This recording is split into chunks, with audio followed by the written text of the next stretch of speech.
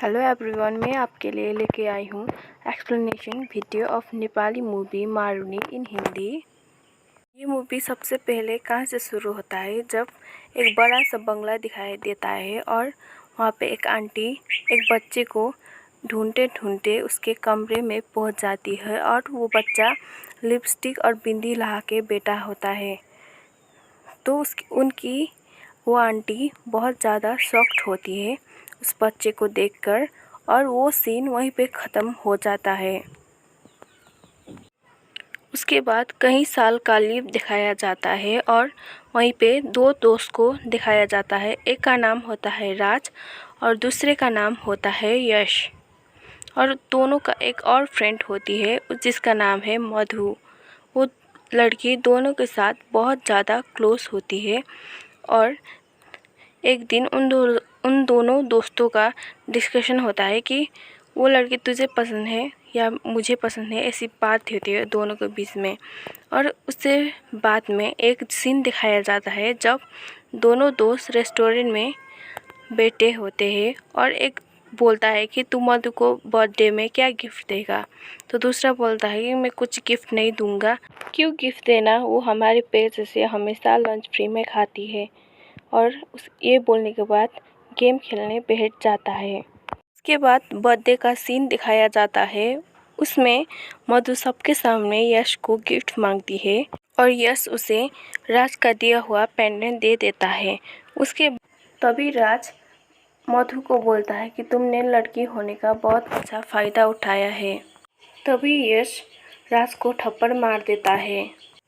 तभी मधु बोलती है राज को कि तुम लड़की का फीलिंग क्या जानते हो। ये सब देखकर राज बहुत टेंशन में और घर छोड़ के चला जाता है। दूसरे दिन मधु और यश मिलते हैं। तब यश बोलता है मधु को कि तुम्हारी वजह से राज ने छोड़ के गया है, क्योंकि वो तुमसे प्यार करता था। उसके बाद मधु अपने पापा के साथ घर चली जाती है। उसके बाद कई सालों का लीव दिखाया जाता है और यश अपने ऑफिस जा रहा होता है। तभी उसको सारे काम से रिजेक्शन मिलता है और उसको बहुत ज़्यादा नुकसान होता है। तभी उसका एक दोस्त बोलता है कि वो अपनी कंपनी का शेयर बेच दे। ये सोचते सोचते उन लोगों का डिसीजन होता है कौन खरीदेगा। उसके बाद तभी स्टोरी में एक लड़की का एंट्री होता है जिसका नाम होता है। तभी राज और सुमन एयरपोर्ट में आमने सामने होते हैं और राज को बहुत खुशी महसूस होती है। बाद सुमन घर में जाके अपने पापा से मिलती है और राज को देखती है कि यश अपने कंपनी का 100% शेयर बेच रहा है। और वो सुबह होते ही यश के ऑफिस में चली जाती है और यश को बोलती है कि वो अपने शेयर मत बेचे, वो हेल्प करेगी प्रॉफिट कमाने में। ऐसे बोल के वो सब क्लाइंट को देखती है और उन लोगों को इम्प्रेस करके सारा डील अपने हाथों कर लेती है।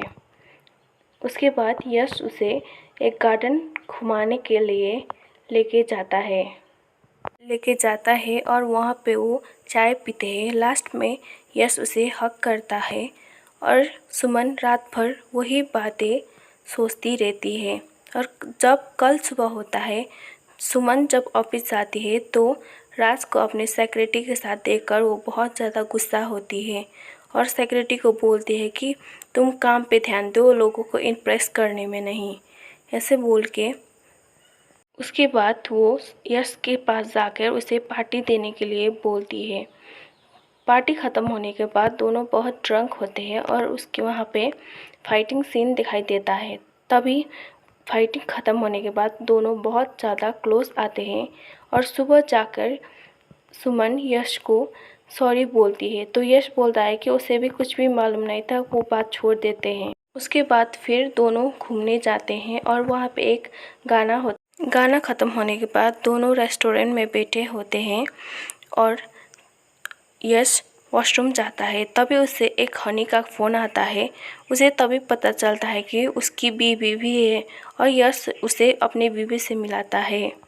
तभी सुमन का एक्सीडेंट हो जाता है और कल सुबह वो ऑफिस आकर यश को बोलती है कि तुमने वो इसके साथ ऐसा क्यों किया, उसके साथ क्यों क्लोज आई कि जब तुम्हारी बीवी भी यश उसे अपने ऑफिस से निकाल देता है और सुमन घर में जाके बहुत रोती है और यश भी अपनी बीवी से गले लगता है। और कल सुबह वो यश से मिलने आती है और बोलती है कि वो सब कुछ छोड़ के जा रही है। तभी कल सुबह जब यश ऑफिस आता है तो सेक्रेटरी को बहुत अपसेट दिखता है। तो उसे पूछता है कि क्यों अपसेट हो, ऐसे बोलता है। अंदर जाता है तो अंदर सुमन आई होती है। तभी सुमन यश से बोलती है कि वो उसके बिना नहीं रह सकती और उससे दूर नहीं जा सकती। इस वजह से फिर यश सुमन को ऑफिस से निकाल और दूसरे दिन फिर सुमन यश से मिलने ऑफिस आ जाती है। तभी सेक्रेटरी रोकता है तो सेक्रेटरी को मार के चली जाती है सुमन। उसके बाद यश घर जाता है और उसकी बीवी बोलती है कि तुम्हारी बिजनेस पार्टनर तो यहीं पे है, तुमने क्यों झूठ बोला कि वो यहाँ पे नहीं है। ऐसी बात बोलती है तो यश उसे इम्प्रेस करने में लग जाता है और कल सुबह सुमन सज धज के उसे मिलने एक तभी वहाँ पे यश नहीं, पुलिस आके उसे लेके जाती है और उसका पापा उसे बेल करा के घर लेके आते हैं और बोलते हैं कि उसकी माँ के पास ऑप्शन था, फिर भी उसने अपने बच्चे को बचाकर, तुझे बचाकर सलामत रखा क्योंकि वो तुमसे बहुत प्यार करती थी। और सुमन बोलती है कि वो यश से बहुत प्यार करती है और उसके बिना नहीं रह सकती। इसलिए वो चाकू लेकर यश को बीवी को मारने के लिए जाती है। तभी उसे दिखाई देता है कि यश की बीवी माँ बनने वाली है और वो रोते रोते घर आती है और जब वो पर्दा उठाती है तो अंदर यश और राज की बहुत ही सारी फ़ोटो होती है और वो बहुत ही ज़्यादा उसको देखकर रोते रोते वो फ़ोटो सारा तोड़ देती है और ज़्यादा रोने की वजह से वो वहीं पे बेहोश होके गिर जाती है। और उसके बाद सुमन के पापा यश को कॉल करके हॉस्पिटल बुलाते हैं। तभी यश और सुमन के पापा बात करते हैं पर सुमन के पापा बोलते हैं कि भगवान ने उसे फीलिंग तो दिया पर सॉल्यूशन नहीं दिया। उसके बाद राज वहाँ से चला जाता है। जब रास्ते में जा रहा होता है डॉक्टर बोलते हैं कि सर्जरी होने की वजह से उसका दवाई काम नहीं कर रहा है। यश को डाउट होता है और वो घर पे जाके सुमन के बारे में पता लगाता है। तभी सुमन के पापा उसके बारे में सब कुछ बोल देते हैं, कैसे उसकी जिद की वजह से उसने अपने सर्जरी करवाई और तुम्हारे पास आई और वो बहुत ज़्यादा खुश थी कि वो तुमसे मिलने वाली है। ऐसे को सोच के इसने सर्जरी करवाई और वो रात था और वो यश ये सोचते सोचते हमेशा ये सोचता है कि जब पहले से वो बचपन से 6 साल से दोस्त थे तभी हमेशा राज लड़की बनना चाहता था।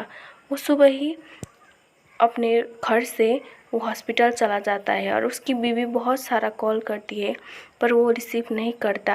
इसकी वजह से बीवी ऑफिस जाकर उसके स्टाफ से पूछती है तो वो हॉस्पिटल चली जाती है। उसके बाद जब सुमन को देख रहा होता है तो उसकी बीवी भी वहाँ पे आई होती है और बोलती है कि घर जाके बोलती है कि तुम्हारा अफेयर चल रहा है इसलिए तुम मुझे धोखा दे रहे हो, उस लड़की को देखने के लिए तुम हॉस्पिटल रहते हो। तब यश बोलता है कि वो सुमन नहीं, वो हमारा दोस्त राज है।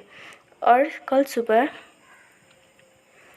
मधु अपने कुछ फ्रूट लेकर सुमन को देखने हॉस्पिटल जाती है और बोलती है कि लड़की होकर कैसा लग रहा है। तो सुमन कुछ नहीं बोलती। उसके बाद मधु उसे बोलती है कि वो अब उसके पति से दूर रहे और उन लोगों को खुश रहने दें। तभी वो बाहर निकलती है और बाहर यश से मिलती है तो यश को बोलती है कि मैं उसके साथ घर चलूं, नहीं तो मैं घर से चली जाऊंगी और कभी लौट के नहीं आऊँगी। तभी यश उसकी बात नहीं सुनता है और मधु से जाकर मिलता है। दोनों बात करते हैं और जब यश मधु से बात ख़त्म हो गए वो जब घर जाता है तो अपनी बीवी को घर पे देखकर वो बहुत ज़्यादा खुश हो जाता है। तब दोनों को कॉल आता है कि सुमन का डेथ हो गया है और वो दोनों ही हॉस्पिटल आए थे, इसलिए दोनों को हॉस्पिटल आके रिपोर्ट देना है, क्योंकि उन दोनों ही ने ही एक ने उसे मारा है। तभी यश पुलिस को कॉल करके बोलता है कि उसने ही सुमन का मर्डर किया है और वो जेल चला जाता है, क्योंकि मर्डर तो उसके बीवी ने किया था। और कई सालों का लीव दिखाया जाता है और दिखाया जाता है कि कई सालों के बाद यश जेल से निकल के मधु को कॉल करता है और बच्चे के बारे में पूछता है। तो मधु ढूंढते ढूंढते उसके कमरे में पहुंच जाती है और वो बेटा बिंदी और लिपस्टिक लगा के बेटा है। मधु शॉक्ड हो जाती है। स्टोरी ख़त्म हो जाती है। Thank you for watching. Please subscribe my channel and press the bell icon for new updates.